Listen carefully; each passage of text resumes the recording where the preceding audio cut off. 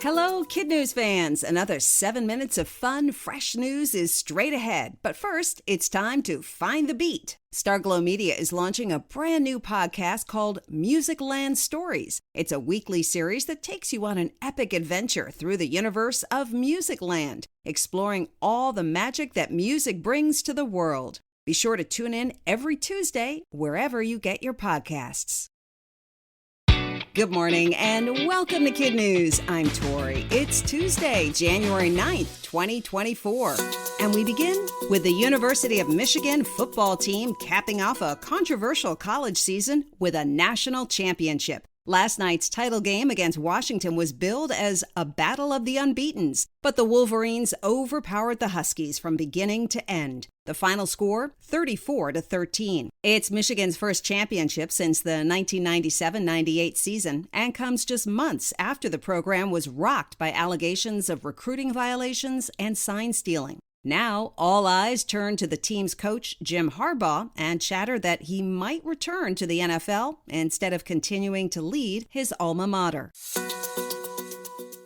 There's trouble for the first American mission to the moon in more than 50 years. Just after 2 a.m. yesterday morning, a rocket carrying the Peregrine lunar lander blasted off from Cape Canaveral in Florida, but not long after, the private company that sent it skyward reported a glitch, a problem with the propulsion system that for a time kept the craft from turning its solar panels towards the sun in order to charge its batteries. Engineers solved that issue, but still need to fix the propulsion system, which is necessary to maneuver it for its planned moon landing at the end of February. Also on board is the first U.S. robot scheduled to take a spin on the moon, as well as the remains of prominent stars of the TV show Star Trek as part of a space memorial.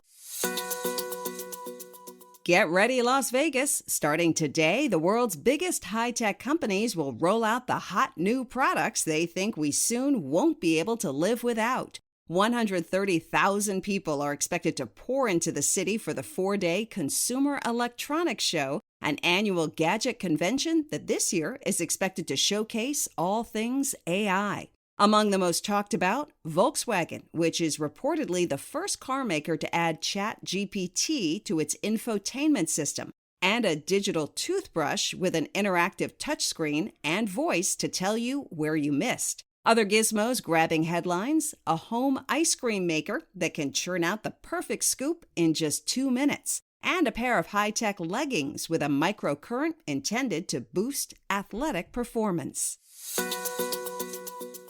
The first big award show of the year, the Golden Globes, handed out its trophies on Sunday night. Among the big movie winners, Oppenheimer nabbed the most honors, 5, including Best Drama and Director. While the year's other major hit, Barbie, got Best Song and the new Cinematic and Box Office Achievement Award. In the TV categories, The Bear was Top Comedy and Succession won for Best Drama. Taylor Swift did not take home a prize for her Eras Tour movie, but she still caused a bit of gridlock in the theater. The pop superstar had an aisle seat, and fans kept stopping by to ask for selfies.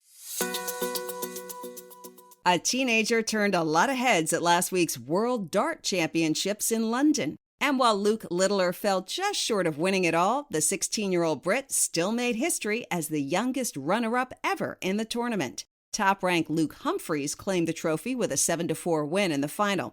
As for the teen's secret to his success, he told the press he started playing darts as a toddler and now keeps the same routine during tournaments, including eating the same food every day. A ham and cheese omelet in the morning, a pizza for lunch, and a kebab at the end of the day.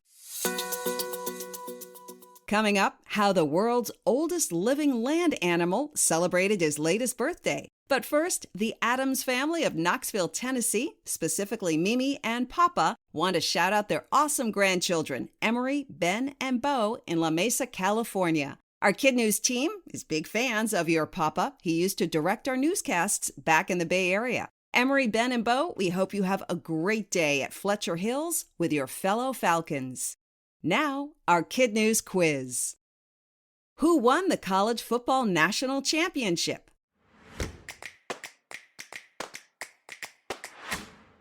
Michigan.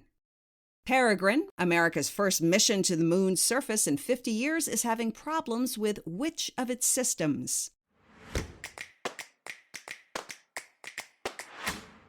Propulsion. What big tech convention begins today? The Consumer Electronics Show in Las Vegas. Which movie took home the most trophies at the Golden Globes? Oppenheimer. In our KidNuz Kicker, on New Year's Day, Jonathan the tortoise got to celebrate another birthday. The oldest land animal on the planet is now 191 years old, at least. His caregiver, Joe Hollins, tells the Washington Post that Jonathan could be older. The vet says Jonathan marked the milestone by roaming very slowly to find fresh clover and then indulging in a late afternoon nap. The 400-pound animal lives on St. Helena Island, about 1,000 miles off the coast of Africa. And each year, hundreds of tourists come there just to see Jonathan and his two younger tortoise friends, Emma and David, who are both only 55. Thanks again to the Adams family of Knoxville, Tennessee, for underwriting today's quiz. Hello to TV news director extraordinaire Bob Adams and his wife Karen, and shout-outs to Emery, Ben, and Bowden, and all their friends at Fletcher Hills in La Mesa, California. We also want to recognize our KidNuz classrooms, Mrs. Buckles and her dolphins at Beach Springs in Duncan, South Carolina, Mrs. Lupton at Morehead City Primary in Morehead City, North Carolina, and from our Parents Council, Mrs. Howard and her otters at Oak Knoll in Menlo Park, California. Thanks for listening. It really helps if you could rate and review KidNuz wherever you get your podcasts. We hope you tune in for more KidNuz tomorrow morning.